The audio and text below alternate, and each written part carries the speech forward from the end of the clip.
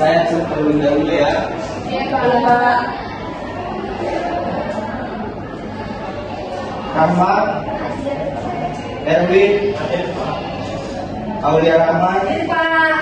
Oke, semuanya hadir ya. Baik, sebelum kita memulai proses pembelajaran hari ini, alangkah lebih bagusnya kita memulai dengan doa. Untuk kita kelasnya silakan pimpin kita dalam doa.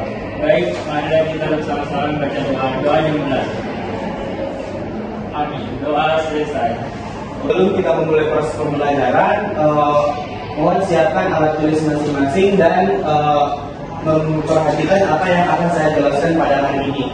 Dan kepada Ananda, Aulia Rahman dan Nita Terjadi, tolong untuk makanya kita dulu ya, supaya proses pembelajaran kita pada hari ini boleh berjalan dengan baik.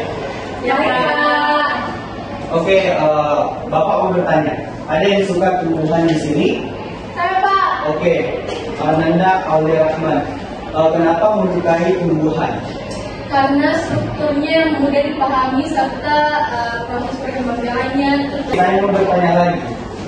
Kira-kira bagaimana tumbuhan bisa berdiri tanpa tulang seperti manusia? Ya, Pak. Oke, Oke, mengapa tumbuhan bisa tumbuh dengan tegak tanpa adanya tulang seperti manusia pada umumnya? Karena adanya sel tumbuhan. Nah, itulah yang akan menjadi topik pembahasan kita pada hari ini. Oke, baik. Sebelum saya menjelaskan lebih jauh mengenai apa itu sel tumbuhan, saya akan menjelaskan atau menyampaikan tujuan pembelajaran kita pada hari ini. Adapun tujuan pembelajaran kita pada hari ini yaitu Anda sekalian mampu mengetahui apa itu pengertian sel dan fungsinya. Kemudian Anda akan mengetahui perbedaan dari sel tumbuhan maupun sel hewan. Dan yang terakhir, Anda sekalian mampu mengetahui struktur dan fungsi dari suatu sel tumbuhan. Oke, langsung saja saya akan masuk ke dalam materi kita pada hari ini, yaitu mengenai sel tumbuhan. Saya tahu apa itu sel tumbuhan? Oke, Ananda, Aulia Rahman. Jadi sel tumbuhan, Pak, merupakan sel yang struktural dan fungsional yang menyusun tubuh tumbuhan, Pak. Oke, bagus sekali ya. Bagus sekali apa yang disampaikan oleh Ananda, Aulia Rahman. Di mana apa yang disampaikan oleh Ananda, Aulia Rahman itu betul adanya, karena di mana sel tumbuhan ini adalah suatu unit struktural yang artinya memiliki struktur masing-masing dan memiliki fungsional masing-masing untuk mendukung pertumbuhan suatu tumbuhan. Nah, adapun struktur dari sel tumbuhan, nah Bapak sudah menyediakan bahan ajar, yaitu bahan ajar 3 dimensi mengenai struktur dari sel tumbuhan itu sendiri. Untuk lebih jelasnya nanti Anda sekalian bisa mencari referensi terkait mengenai struktur dari sel tumbuhan tersebut. Baik, selanjutnya itu mengenai apa sih perbedaan dari sel tumbuhan dengan sel hewan. Nah, perbedaan yang utama itu ada pada dinding sel, di mana sel tumbuhan memiliki dinding sel, sedangkan pada sel hewan tidak memiliki dinding sel. Selanjutnya itu pada vakuola, di mana tumbuhan memiliki vakuola yang sangat besar, sedangkan pada sel tumbuhan itu vakuolanya sangat kecil.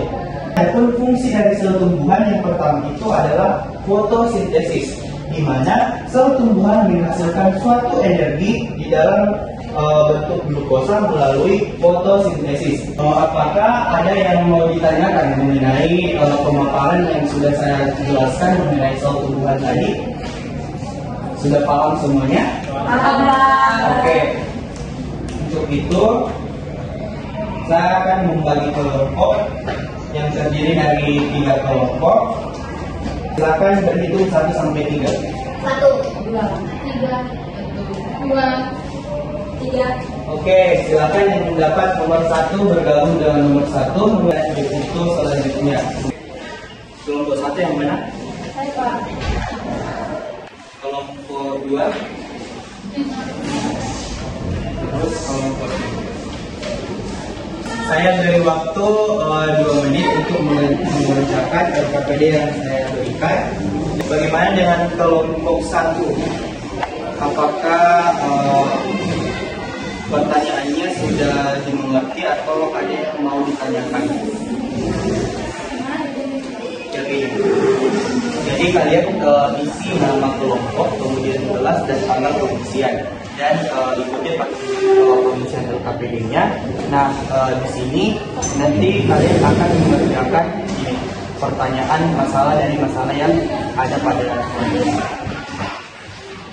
Oke, gimana Alfiana? Kayaknya Alfiana ini kebingungan mengenai tugas yang saya berikan.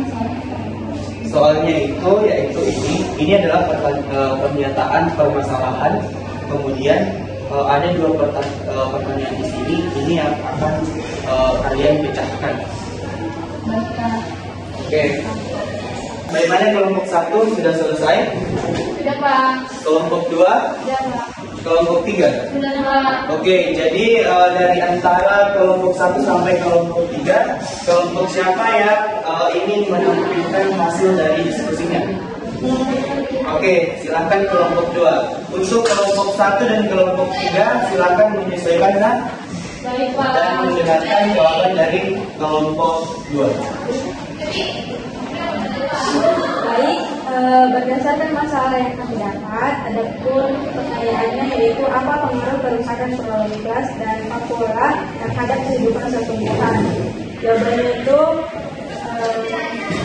gas adalah tempat berlangsungnya fotosintesis, yaitu proses pembentukan makanan glukosa dari karbon dioksida dan air dengan bantuan cahaya matahari. Jika kelas rusak, maka tumbuhan tidak dapat memproduksi makanan sendiri. Oke, bagaimana kelompok 1 dan kelompok 3? Apakah jawabannya sama? Sama. Oke, jadi saya rasa kalian sudah paham ya mengenai sel tumbuhan, dan saya memberikan suatu masalah, kalian bisa menuntaskan dengan baik. Kita beri apresiasi kepada diri kita masing-masing. Oke, selanjutnya saya akan berikan evaluasi lagi. Apa hal penting yang kamu pelajari hari ini tentang sel tumbuhan dan mengapa menurut Anda itu penting? Oke, sudah selesai? Sudah, Pak. Silakan dikumpulkan.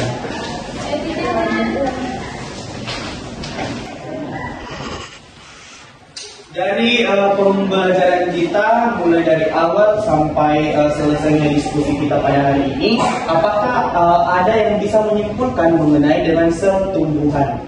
Saya, Pak. Oke, silakan Anda. Saya berdiri, Pak. Ya. Adapun kesimpulan pada pembelajaran hari ini yaitu sel tumbuhan adalah unit struktural dan fungsional dasar bagi semua organisme tumbuhan yang membedakan dari sel hewan melalui beberapa fitur unik. Salah satu ciri khasnya adalah keberadaan dinding sel. Jadi aplaus kepada jadi itulah pembelajaran kita pada hari ini. Saya ucapkan banyak terima kasih kepada adik-adik. Topik selanjutnya pada pekan depan kita akan membahas mengenai sel hewan. Jadi silakan kepada Anda sekalian mempelajari mengenai sel hewan agar pemahaman lebih awal bisa kalian dapatkan sebelum kita masuk ke dalam topik mengenai sel hewan pada pekan depan. Sebelum kita pulang ke rumah kita masing-masing, silakan ketua kelasnya pimpin kita dalam doa. Baik.